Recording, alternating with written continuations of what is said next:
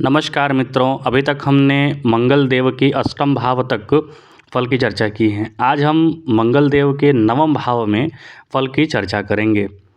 नवम भाव सबसे पहले जानिए कि नवम भाव के जो नेचुरल सिग्निफिकेटर होते हैं, अर्थात जो नवम भाव के जो कर्ता होते हैं वो बृहस्पति देव को माना जाता है। इसलिए कि जो नवम भाव है वो हमारे फोर फादर्स का भी होता है, हमारे गुरुओं का होता है और फॉरेन टूर एंड ट्रेवल्स का भी होता है, धार्मिक यात्राओं का भी होता है। फोर फादर्स मतलब कि हमारे पूर्वजों का होता है। याद रखिए, यहाँ पर ये जो भी ग्रह बैठ रहा है कुछ न कुछ बताता है हमारे फोर फादर्स के लिए, हमारे पूर्वजों के लिए। तो यहाँ इस घर का जो उपाय अब यदि आप करना चाहते हैं तो नेचुरल उपाय तो मैं आपको बताऊं कि इस घर के जो कारकत्व होता है वो गुरुदेव के पास होता है, बृहस्पति के पास होता है। तो आपको अपने पूर्वजों का सम्मान करना चाहिए, नाम बढ़ाना चाहिए और साथ ही साथ अपने जो गुरु हैं उनका नाम बढ़ाना चाहिए।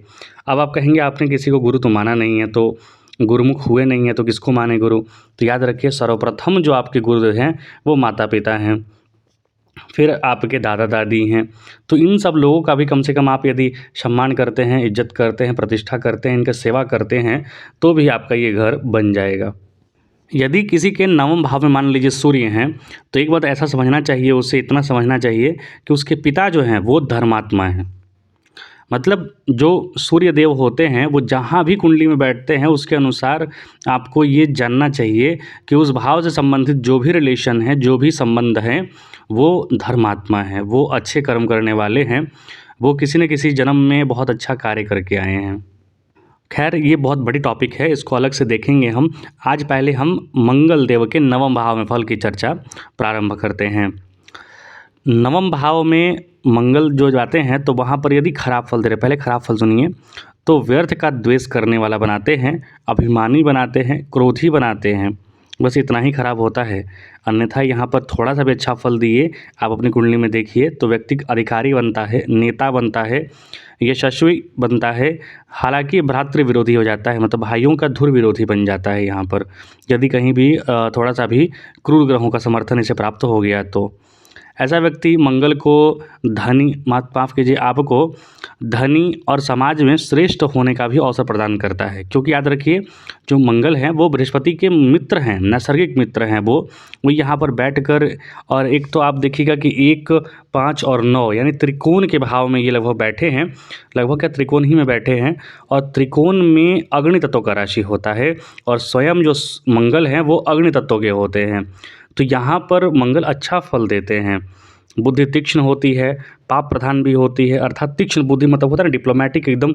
और डिप्लोमेटिक भी कैसा, तो एग्रेसिव टाइप का। जैसे भारत का पहले वाला जो डिप्लोमेसी था वो थोड़ा डल था, थोड़ा झुका हुआ था, हम लोग किसी भी देश की बात मान लेते थे। लेकिन आजकल जो हमारी डिप्लोमेसी है वो देखिए, हम लोग मुँह से मुँह लड़ा के एकदम देते हैं जवाब। तो डिप्लोमेसी भी कैसा, तो एग्रेसिव वाला। नवम भाव में मंगल जो है वो बहुत अच्छा फल देता है, तीक्ष्ण बुद्धि का बनाता है। जितना परिश्रम करता है उतना तो फल प्राप्त नहीं हो पाता है, क्योंकि मंगल जो है बहुत अधिक परिश्रम करा देता है। फिर भी फल की प्राप्ति होती है, ऐसा बात नहीं है कि प्राप्ति नहीं होती है। मंगल नवम भाव में अच्छा फल देते हैं, हालांकि थोड़ा क्रूर प्रवृत्ति का बनाए तो भाइयों से थोड़ा समस्याएं क्रिएट करते हैं। यदि लाल किताब के अनुसार हम चर्चा करें तो नवम भाव में यदि मंगल अकेला हो तो बुजुर्गों के चलती आया शाही तख्त जन्म से तैयार हो जावे। अर्थात यहाँ पर आपके जो कुल का जो होता है वो यश बढ़ाने वाला होता है, बुजुर्गों की सवारी कराने वाला होता है, बुजुर्गों को बहुत अच्छा लंबा लंबा यात्रा भी कराता है ऐसा व्यक्ति। और जन्म से ही राज करने की एक प्रवृत्ति होती है उसमें। खुद दुनियावी मुंसिफ मिजाज होगा, अर्थात न्यायपालिका में भी जा सकता है, ये दुनिया में मुंसिफ होगा, मतलब पंचायती कराने वाला होगा। बड़ा लेवल पे गया तो एसपीडीसी होगा, उससे बड़ा लेवल पे गया तो जज हो सकता है। तो मतलब अच्छा होगा। भाई की औरत किस्मत की बुनियाद होगी। यहाँ पर ये बताया है कि भाई की औरत किस्मत की बुनियाद होगी, अर्थात यहाँ पर यदि आपके छोटे भाई या फिर बड़े भाई की मतलब शादी वगैरह हो जाता है, उसके बाद आपकी किस्मत और चमकता है। मैदान में शेर बहादुर की तरह उजली किस्मत का मालिक होगा।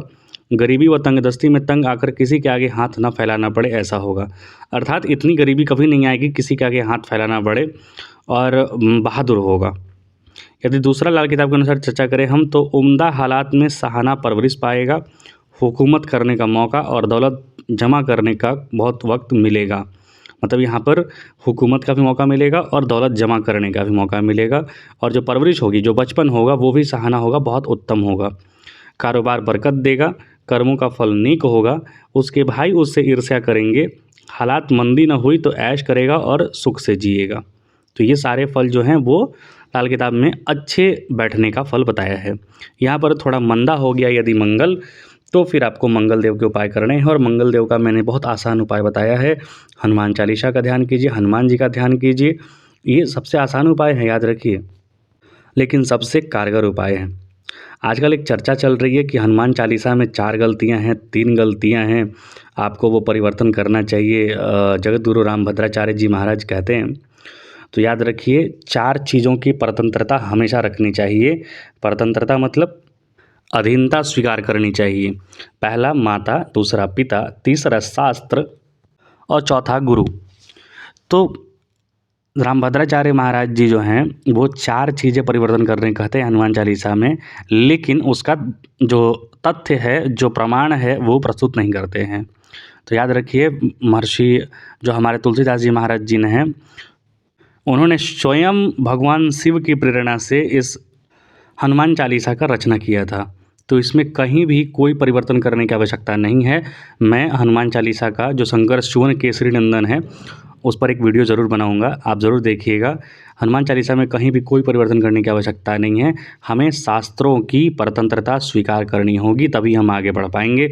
अन्यथा उलूल जुलूल यदि कार्य कर रहे हैं हम, तो फिर प्रेत बाधा में पड़ेंगे, क्योंकि प्रेतों की पूजा करने से प्रेत योनि की प्राप्ति होती है, और प्रेत योनि से आपको मुक्ति कभी प्राप्त नहीं होगी। आज की समस्या यही है कि हम लोग प्रेतों की पूजा ज़्यादा करने लगे हैं, तो उनसे बचिए।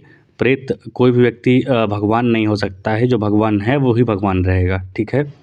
तो हनुमान जी की आराधना कीजिए, और गोस्वामी तुलसीदास जी द्वारा रचित जो हनुमान चालीसा है उसी का पाठ कीजिए। तो मिलेंगे अगले वीडियो के साथ, और जानिए कि 22 तारीख को अक्षय तृतीया है। आप उस दिन कोई भी अच्छा कार्य कीजिए, बहुत शुभ रहेगा। साथ ही साथ 20 तारीख को वैशाख अमावस्या है। चढ़ तो वैसे ये 19 तारीख को ही रहा है, लेकिन मनाया जाएगा 20 तारीख को वैशाख अमावस्या, या फिर 19 की यहाँ पर रात को भी मना सकते हैं। तो इस दिन पीपल के नीचे आप दिया जला सकते हैं, और जो भी आप पूजा पाठ करते होंगे पहले से वो कर सकते हैं। वैशाख अमावस्या की बहुत उत्तम महिमा होती है। वैसे भी अमावस्या के दिन हमें अपने पितरों को याद करना चाहिए, अपने जो शनिदेव हैं उनको याद करना चाहिए, और सरसों तेल का दीपक जलाना चाहिए। हनुमान चालीसा का हमेशा पाठ करते रहिए। मिलेंगे अगले वीडियो के साथ। बहुत बहुत धन्यवाद आपका।